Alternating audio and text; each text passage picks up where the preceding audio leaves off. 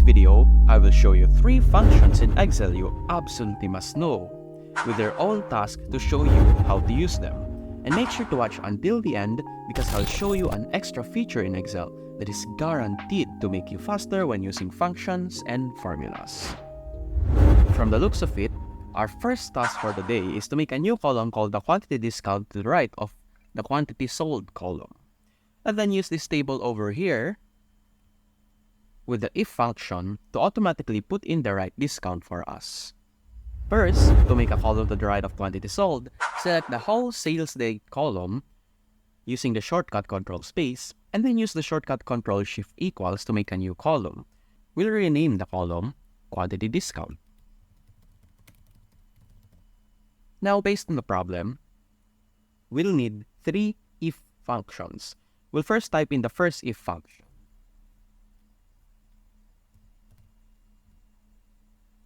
For the first if function argument, we'll select the first cell in the quantity sold column, then see if it's greater than 35. This will be our logical test. If that is true, then we'll put in 0.2 for the value if true argument. Now we'll type in the second if function in the first if function value if false argument. For the second if function, we'll first test if the first cell of the quantity sold column is greater than 20. If it is true, the value given back to us will be 0.1 or 10%. Otherwise, if false, we'll put it through one final if function. For the third if function, we'll test if the first cell of the quantity sold column is greater than 10. If it is not greater than 10, then the customer will receive no discount. If it is greater than 10, however, the customer will receive a discount of 5% or 0.05. We'll put in 0 for value if false. Close the function off. Hit enter.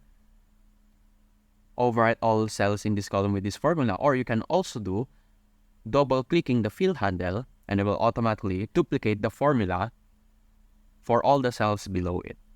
We'll select the entire column, change the number format to accounting. Wait, no, wrong. I meant percentage, and there we go. Also, you might have noticed that some weird things are going on here. This is what happens when you usually add new columns or rows using Control Shift equals. So to fix this quickly, we just select all of them using Control A, the whole sheet, obviously. Click on Alt, so we open up the alternative keyboard, and then we'll use the combination H-O-I. Alt H-O-I auto-fits the column width, while if we use Alt H-O-A, it will auto-fit the row width for us. This type of if function structure is called nested ifs. This is basically testing the same value multiple times and giving different values depending on the value we're testing.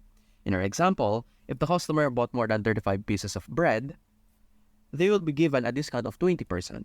However, if they don't, then we'll give them a lower discount. We'll check how much bread the customer bought again with this second if function, but this time, see if it is more than 20 pieces. And if it is, give a discount of 10%. As you can see, our first customer did buy more than 20 pieces of bread from us, so they will receive a discount of 10%. However, if they purchase an amount of bread lower than that, we'll check how much bread they bought one last time and see if it is more than 10. If it's not more than 10 pieces, then we'll give them no discount. But if it is more than 10 pieces, then we'll give them a 5% discount. There will be many situations where you will need to test the same value multiple times, or multiple values multiple times. These kinds of situations can often be solved by using nested if functions. Now you might ask, why not use the ifs function instead? Well, it's best you understand how nested if functions work because that's exactly how the ifs function operates. This way, even though using nested if functions is much more longer and complicated, as you can see from here, hold on, You'll be able to easily see what went wrong if you accidentally tested a value earlier than it's supposed to be. Time for the second task. Ooh, this task seems like a lengthy one. Looks like I first need to make a new column called price, and then we'll use the price listing given to us right here, or product listing, and use index and match to automatically assign the prices of the bread type the customers purchased. After that, looks like we'll make another column called total cost here, which is simply the amount the customers bought multiplied by the prices of the type of bread they bought. And then we'll make another one called total price after discount, which is basically when we've applied the discount to our total price. So we'll first make a new column to the left of the quantity sold column called price. When adding columns using Ctrl-Shift equals, it will always be added to the left of the currently selected column. Select the entire column using Ctrl-Space, like what I did here, and then change the number type to accounting, then dollars. Also, don't forget to rename the column. Now, to assign the prices of the different bread types to these entries we have, we will use index and match. We'll first type in the formula for index. Now, for the first argument, we need a range to get our values from. Thankfully, we have it right here. We'll select this entire prices column, and that will be for the first argument. Make sure that the cell reference is absolute, which means hitting F4 on your keyboard on Windows or Command T for Mac users. You will know it's absolute when the letter and number have a ladder sign to the left of them. For the second argument, particularly row num, we'll put here the match function. This will determine from which row we'll get the price from. For match's first argument, lookup value, we'll just select the first cell of the column bread type. If you've been wondering what these types of values are called, they are called structured references. They are like cell references but made easier to understand. These are also relative, which means the value used from the table changes depending on the position of the cell that contains the formula. Now for the lookup array, we'll select the entire bread column, except the header. Make sure to also make it absolute. You'll know that it's absolute when you see dollar signs to the left of the letter and number once again. For match type, simply type in 0 since we want an exact match. We'll close off the formula, hit enter, double click this fill handle, and as you can see, there are now prices assigned for each and every entry. Let me adjust this. Hold on. Oops. There we go.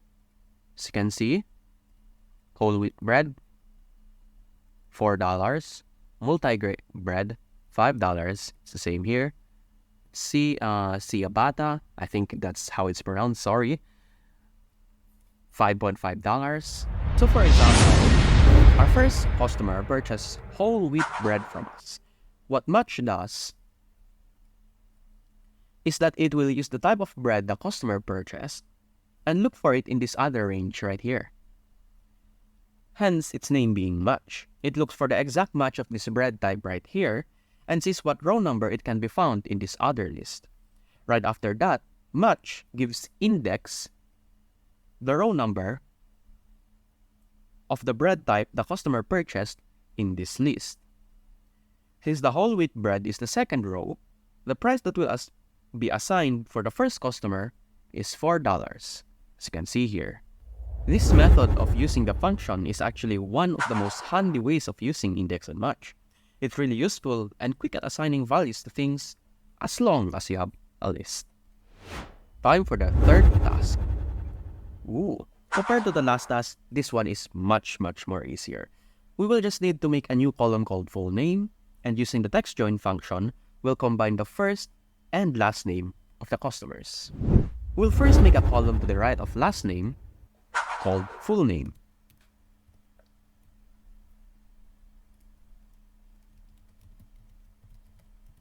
After that, we'll type in the formula for text join.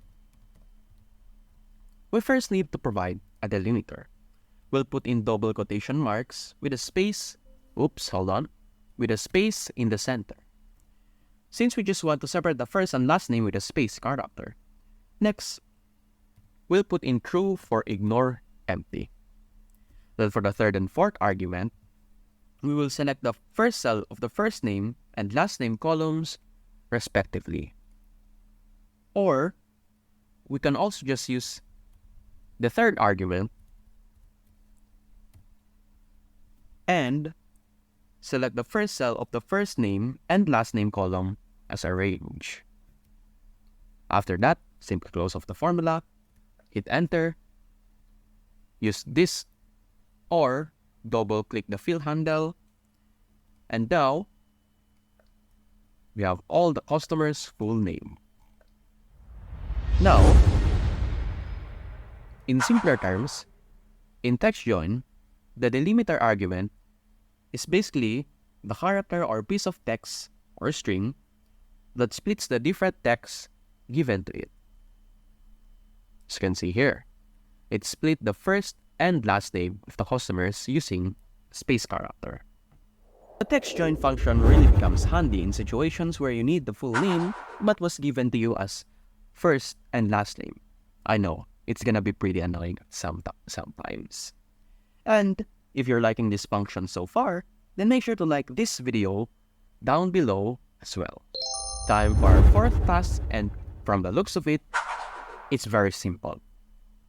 We just need to use index and match to look for how much bread Leanne, Rochelle purchased from us. This is where we'll put the value of how much bread Leanne Rochelle purchased from us. So we'll first type in the formula for index. After that, we need to select the range we'll get the value from. Since we need to find how much bread the customer bought, we'll select the quantity sold column right here. Make sure to not select the header itself. Next, we'll type in the match function to find for us what row the customer is located at. For the first argument of the match function, we'll select the customer's name right here. Just to be safe, we'll make it absolute. For the second argument, we'll select the entire full name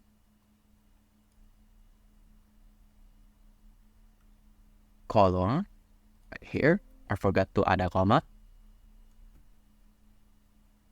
And then for the third argument, we'll type in 0 for exact match.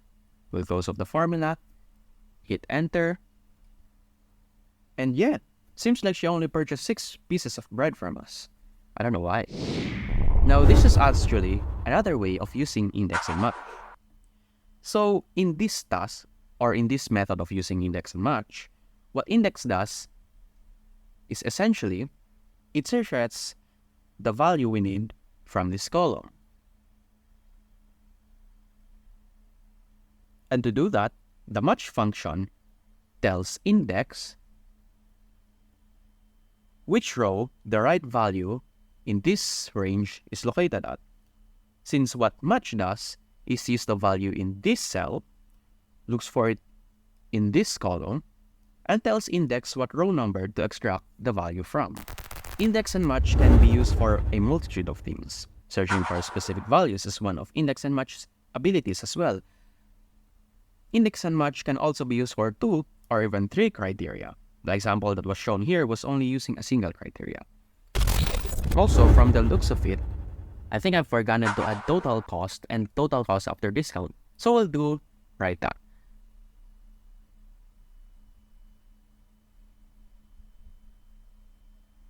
So it looks like we'll first make a new column called total cost to the right of the quantity sold column. We simply just need to multiply the first cell of the price column to the first cell of the quantity sold column. And this will give us the total cost of this sale entry, of this entry right here. And now we'll make another column called total cost after discount to the right of the quantity discount column. Hold on, oops. So now, what we'll first do is take the total cost and subtract it to the total cost multiplied to the quantity discount. We'll surround it in parentheses, so what this essentially means is that total cost will be multiplied to quantity discounts first, and then that value will subtract it from the original total cost. So as you can see here, this is the total cost after discount. Time for the fifth task. And just looking at this is actually one of the more confusing or complicated tasks. We basically first need to use text join to join the customer's first and last name and use an underscore as a separator. After that, we'll use text join once again to join the first combination with their country separated by a comma this time. As you can see, they give us an example here, so that's pretty useful. So first, we'll make the column. So we'll select this, use Ctrl-Shift equals to add a new column, call it CSV, and there we go. Now, we'll first type in the text join function. For the first text join function's argument, we'll use a comma as a delimiter. Set its second argument to true, and then in text 1, this is where we'll put in the second text join. For the second text join first argument, we'll use an underscore as a delimiter. Set the second argument to true as well, and then select the first cell of the first name column as the third argument, and the first cell of the last name column as the fourth argument. After that, we'll close off the second text join function and go back to the first one. We'll type in a comma and then select the first cell of the country column for the fourth argument. We'll close this off, hit enter, double click the fill handle. Well, there we go. Let me fix some stuff. Hold on. Oh. In simpler words, we first combine the first and last name of the customers and separate them using an underscore character. And then after they've been combined, we combine their full name